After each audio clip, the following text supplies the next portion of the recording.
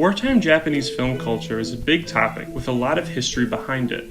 Of course, if you want to talk about film culture, you have to first talk about culture, and more importantly, you have to understand how that culture can influence and mold the movies that came as a result of it. A good place to start in this is the Meiji era.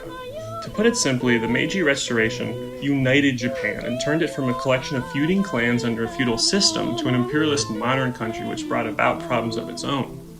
With an imperialist modern country come imperialist modern dreams, and to get those modern dreams off the ground, you need people who can work. It's because of this, I believe, that Japanese culture is very centered around the idea of how useful to society can you be. This idea was even further extrapolated once the movies hit. In 1897, movies make their way to Japan, and they're a big hit. By 1912, Nikatsu Studios was up and running, and the Japanese film industry was growing every day. But with the immediate popularity of film came also the immediate politicization. The most oft-used ideas and themes were those of nationalism, imperialism, expansionism. Basically, Japan was positing itself to be a global superpower, at least through their films. At the same time as cinema is rising, Japan itself is modernizing, which scares some people too. Tokyo is rebuilt from a wooden town to a skyscraper city. Modern men and women begun roaming the streets, closer to the 20s and 30s.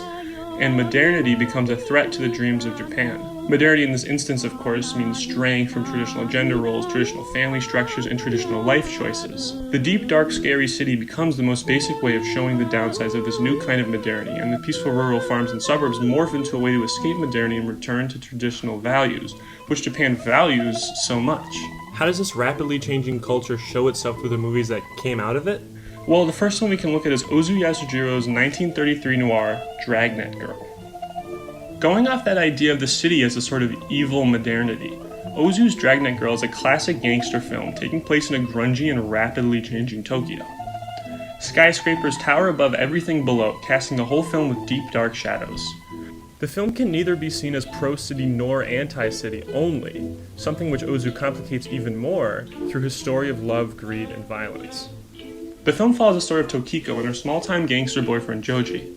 A student Hiroshi joins Joji's gang, and soon Joji begins falling for Hiroshi's sister Kazuko. Tokiko tries to scare Kazuko away, but for some reason decides that she actually likes her and they become friends. At the same time as all of this is happening, Hiroshi steals some money and Tokiko and Joji rob someone else so Hiroshi can pay back the money he stole. The movie ends with Tokiko and Joji arrested, walking away into the Tokyo night.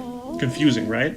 Well, anyway, throughout Dragnet Girl, it seems that Ozu is trying to tell a story about modern people doing modern things. His main character, Tokiko, has all the tenets of a modern woman. A modern woman can most easily be defined as a woman who is a consumer, a delinquent, and is always in trouble. Of course, this makes it seem like all modern women are evil, but Ozu confuses that too. Tokiko has her own goals, her own ideas, dresses the way she wants to, not in traditional clothes, and doesn't let Joji abuse her, at least doesn't always let him abuse her. She's a real person, not just a two-dimensional pretty face to be thrown around. So it seems pretty good for Ozu so far, but here's where things get extra confusing. At the end of the movie, when Tokiko and Joji are on the run from the cops, Tokiko shoots Joji in the leg because he won't reform. All those ideas about modernity and striking out on your own and resisting traditions are thrown out the window. When Tokiko shoots Joji and then he forgives her and they embrace, Ozu goes back on everything he had set up earlier. Tokiko is no longer a modern woman. She's no longer a person. She becomes simply a classic mother character, one who has to support the male character with his own goals. It is at the end of Dragnet Girl 2 that Ozu seems to change his stance on the city and what it can be. Sure, Tokyo is dirty and grungy throughout the whole film, but it's never demonized. Ozu shows it as it is and just says this is what modern life in a modern world might look like. It's neither good nor bad, just life. But at the end, Tokiko and Joji turn their backs on their modern lives, preferring the comfort of the traditional values they should have. And it is here that the movie becomes a little propagandic too. It tells us, look, if you want to be a modern person in a modern city, you will be a criminal and you will go to jail or die because of it. These modern people don't contribute to society and they're punished for it. He's almost trying to scare us away from the city, away from modernity, and to chase us back to tradition. An idea which is doubled down on in the 1941 Korean-Japanese movie Homeless Angel. Directed by Choi In-Kyu, Homeless Angel is the story of two abused Korean siblings living in Seoul, whose lives are changed for the better once they leave the deep dark city. While in Seoul, which only takes up the first 10 minutes, these kids are forced to work by their abusive caretakers, in very big quotes, and their lives are just bad.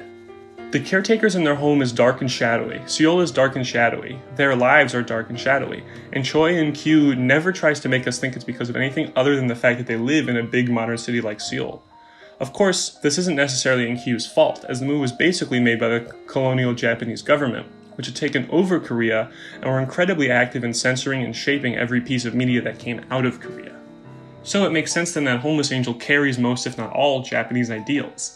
In the film, the two siblings leave their caretakers and find solace in a homeless shelter with whom they move out to a farm in these big, beautiful grassy plains. And it is there that everything changes for them. Once they get to the farm, their lives become better, happier, and more traditional too. The kids build the farm, participating in some manual labor in the same style as Introspection Tower, which is to say that this labor is seen as only good, something that can help not only reform these kids ruined by the modern city, but can also bring them closer together with their new caretakers. Quotes not included this time. Along with this, at the end of the movie, their caretakers raise a Japanese flag and talk about how great their lives are now that they don't live in the city, now that they've gotten back to their traditional Japanese ideals, which is funny because these are Koreans anyway. In comparison to Dragnet Girl, Homeless Angel, I think, shows what Japanese culture thinks would happen if you can escape the cultures of modern society. In Dragnet Girl, the main characters fail to escape and as a result are punished for their insolence, but in Homeless Angel, the characters are rewarded. To put it as plainly as possible, tradition is good and tradition will help you win, whereas modernity is bad and modernity will only lead you down a dark path. That is, what Japanese wartime film culture would have you believe. At least the films that the censor board accepted. Those that they rejected, well, we'll never really know.